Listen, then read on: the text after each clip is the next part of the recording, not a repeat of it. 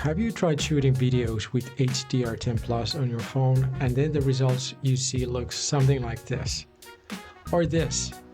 In the next 8 minutes, I'll show you how to create HDR10 Plus videos in DaVinci Resolve, first to look normal, and then how to make your videos look cinematic, because HDR10 Plus allows you to do that.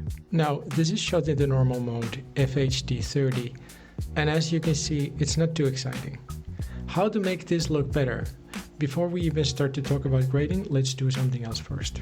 Turn off the overhead light. Turn on the LED that is next to my camera. Turn on the table lamp that is on the side. And finally, add the backlight to have this edge on my profile.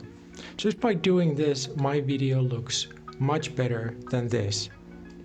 Okay, now that we have the first part covered, let's turn on the HDR10 Plus mode and see how to grade that. And if you're wondering, can I edit HDR10 Plus material on a normal screen? Yes, you can. And I'm doing this on the free version of DaVinci Resolve, so we're good to go. Okay, we have our file here on the timeline. First thing is to open the project settings and change the color science to DaVinci YRGB if it's not already, and timeline color space to DaVinci White Gamut Intermediate, and output color space Rec 709 in Gamma 2.4. And save. Now we can open the color tab and start to play. So first, what we want to do is to make the video look normal. Here's a great tip to make your job easier. If you have a video clip or an image shot with the normal settings, you can drop it in the gallery and use it as your point of reference while you're grading. So if I wanted to do that here, I would open the gallery and drop my image here. And now you can see you have this A/B view for your video, so it's easier to create the exact look you want to achieve with your grading. If you don't see it like this, it's probably like this, so you need to have one of these selected with this grid format. You can see them side by side. By default, it can be current group, so just select selected still images to see them side by side, and then we can hide the gallery again. So okay, we can keep it open for a second there. So now we are going to use the nodes. These guys. After watching Sightseeing Stan's video about color grading, I learned to do this much better. Shout out to him. And this is how I do it with HDR10 Plus videos. So this first node, what we want to do with it is to convert the color space to the one that we are currently using. So here on the right, we can open the FX tab and type in space that I already have open and just drop the color space transform on the first node. And here for the input color space, let's pick Rec 2020, input gamma Rec 2100, ST 2084 scene, and for the output, Rec 709, and finally Rec 709 alpha. Not too bad. With HDR203 nits, we have a pretty good grading here, better than the reference. Guess what? That's all you need to do to convert it to a normal looking video. If you want to adjust something, you have all the color wheels here to adjust the exposure, the colors. So if it's too bright, you can lower the contrast a little bit, take down the shadows, whatever you want to do. But basically you can go with this, and now if you render out this video, it's going to look normal. Now you might be thinking, why to use HDR10 Plus in the first place? What's the use? Fair enough. Without getting into any of the technical details, let's just say HDR10 Plus gives you a bigger palette to play with. You get a higher bitrate, so less banding between colors. You see, in the normal mode, you can only adjust the video to a small degree before the tight compression starts to break things and it starts to look off. However, on the HDR10 Plus, you can push the limits and make your video look more cinematic. So if you want your video to have that movie-like magic, HDR10 Plus is a great way to practice advanced color grading. I will now build a new look completely from scratch, so you can follow along and build one for yourself. First, if you want to save this basic HDR10 converter for later use. You can do that by simply first opening the gallery, open Power Grade, right click on the video and click Grab Still. You can also name it HDR10 Plus Converter. And now anytime you have videos in this format and you want to just make them look normal, you can drop this color grading on your footage and you're done. Moving on, let's change the output settings of our first node. Color space to DaVinci Wide Gamut, output gamma to DaVinci Intermediate. Then we can create a new node by hitting Alt-S on the keyboard. Let's bring it here. On this node, let's add a LUT. You can either right-click on the node and browse for it from this list, FemLook, or you can open the LUT tab on the left side and pick one of these. So I like to use the Fujifilm 3513Di D65. Whatever, just you can see the preview like this, so pick which one you like. So we just drop it here. So it's going to be on the second node. And now to create another node before it, we can hit Shift S and add another color space transform here. First, we want to select the same inputs that we just selected as outputs. So wide gamut, intermediate. And for output, let's look for 709 and gamma 2.4. Don't worry about the footage yet. That's completely normal at this point. So why are we doing it like this? So if we bypass the LUT by pressing Ctrl D on the keyboard, we can see that we're back to normal and have a good looking video as it is. However, I'm sure you noticed that we didn't do any color grading yet. This was just a setup to place our color grading nodes between these two. So what do we need here? Let's create one for exposure and the second for balance with Alt-S. And to keep everything nice and tidy, we can name them exp bal LUT. And let's enable that with Ctrl D. Now all the colors are crushed. So let's select the exposure node, and from the color wheels, let's first bring the contrast down. So we also see the scopes turning more healthy. And what we can do next is to start dropping the shadows down. Also the highlights. And now we already have more cinematic looking grade. Let's move on to the colors. Check the balance node. And at this point, we can really choose which way we want to go, which look we want to create for our video. So if you have a favorite YouTuber or a movie style you want to emulate, you can go to YouTube and just grab a screenshot and bring it here in the gallery like we did in the first step. This is going to make it easier to match that tone. Otherwise, you can be far off. I know this from experience. But here, I don't want to publicly copy anyone, so let's just move on. So let's get creative. What to do here? So what we can do here actually is to add 2 more nodes to make it look more cinematic. These are optional. You can use them if you want. Alt is to add a new one and a second one. The first one is going to be for glow, and the second one is going to be for film grain. I really want to go after that cinematic look. So for the glow, let's look for glow effect. Drop it here and see how it works. And now when we bring this value down, shine threshold, we can see that my face starts to glow.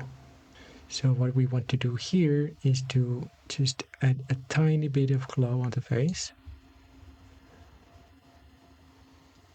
maybe add more spread, and then turn the saturation down to keep the color on my face but not more red as it is. Let's bypass that. Okay.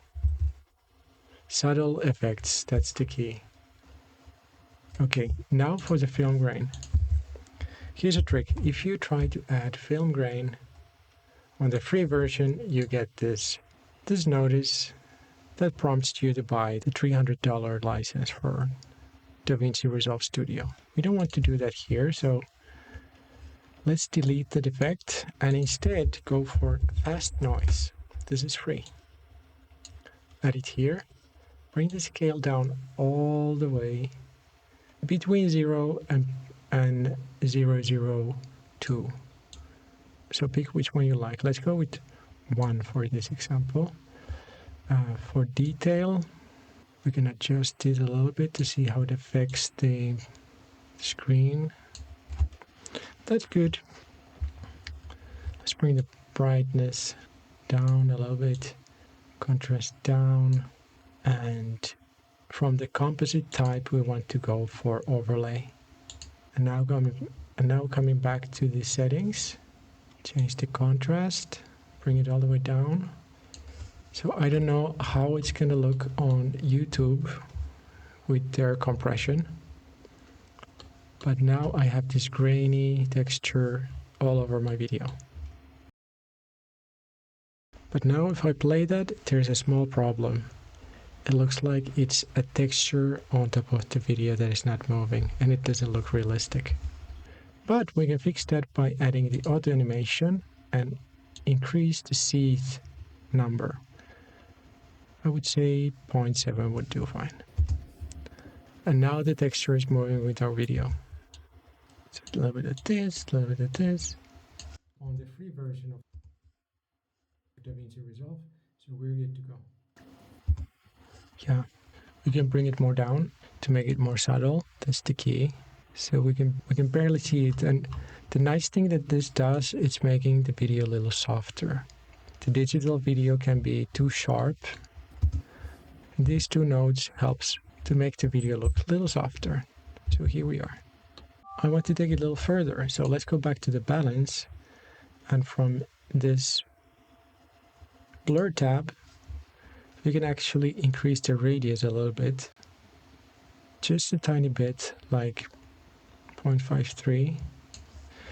And you see the subtle difference here. If your footage is sharp to begin with, even if you add a little bit of blur, it will still look sharp, but it will also look soft and sharp. And that looks much better than digital ugly sharp. I don't know how to describe that. Anyway, I'm happy how it looks like this. I'm happy how it looks. So let's move on to the next thing. Or actually, let's compare how it looks without these two nodes. Okay. Tiny bit of difference, so use them if you want. I like it. Next node we want to create is for masking. One more, I promise. This is the last one. So Alt S, bring it here. Let's name it mask. Go to the power window, press on the circle, and bring this up like this. We want to adjust this to follow the direction of the light in our video. And basically block everything else out. Or just turn it darker. Okay. So instead of using the normal vignette, we could find from here vignette. If we drop it here, oops, let me turn that off first. Normal vignette looks like this. A little boring. But with this power window style, now we have much more control how we can focus the image to the subject in the middle. So now if we bring down the gain, actually turn it around from here, invert it, rest of the video turns darker. Very cool.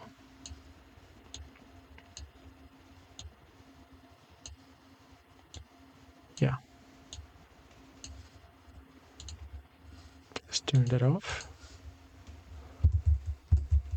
What do you think?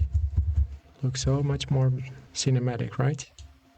To compare to our starting point, we can press Shift D on the keyboard to bypass the whole note tree. And you can see we have quite a striking difference here. To turn it back on, you can use Shift D, or you can use this button here. It's like rainbow with stars. A starry rainbow. Pretty cool, huh? This look is already pretty nice. What else we can do, if we want to make it even softer, is to reduce the mid detail value here. So as you can see, the more I go down, the more kind of glow, soft texture it creates on my face. Obviously this is too much, but you know, maybe -15 would work here. And if you go on the other side, you can create this that really brings out that mid-level contrast. I like to make it look softer, so here we go. Any final tweaks? Well, if you notice, we didn't touch the colors too much, and honestly the color grading is already done with the LUT, so I didn't need to touch any of these values. But if I find my skin tone, for example, to be too yellow for the video, I can go to this tab, color slice, and here we have sliders for red and skin, and see how I can change the skin tone with these 4 sliders. So let's test them.